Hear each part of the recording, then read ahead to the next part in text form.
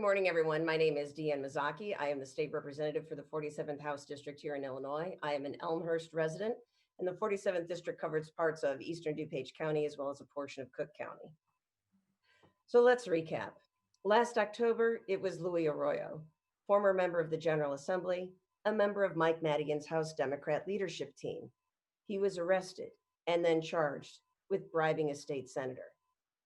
January, we heard the news about former Democrat Senator Martin Sandoval, head of the Transportation Committee, now a convicted federal criminal, and the corruption charges against him have bled into my district. We heard the Democrat Party legislators' responses. They claimed they were disgusted. They claimed they were outraged. They were surprised that their colleagues were so riled up in corruption. But when they had the chance to make real change, what did we get? Did we get tougher legislation? Did they even give a speech on the House floor to go on the record denouncing this corruption and saying they would have no part of it? They did not.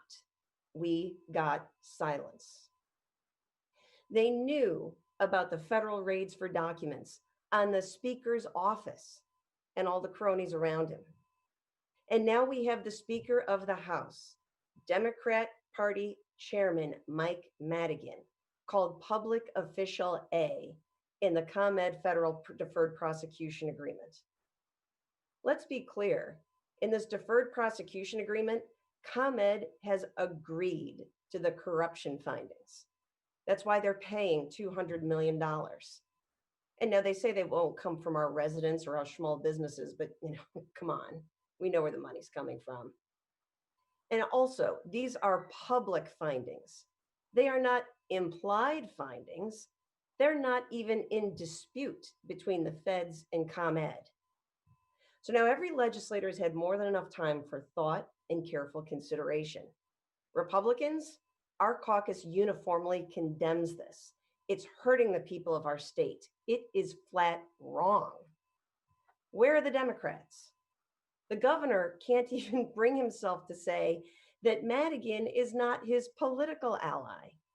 The Democrat legislators, only a few have been willing to speak on it publicly. Think about that.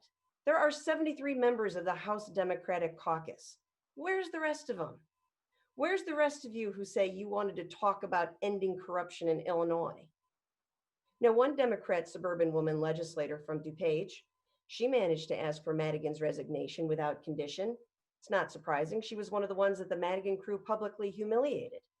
But where's the rest of the Democrat women? They've patted themselves on the back before about how proud they are to stand with their sisters. Are they going to stand with the women now who have called for his resignation? And if the Democrat women spoke up and joined the Republicans to say, take a hike, Mike, his speakership would be over. And yet they don't. Why? That's choosing power over people. That's sad. It's pathetic. We, the people, are the ones who are paying for the high cost of corruption. We, the people, are the ones who are suffering under it.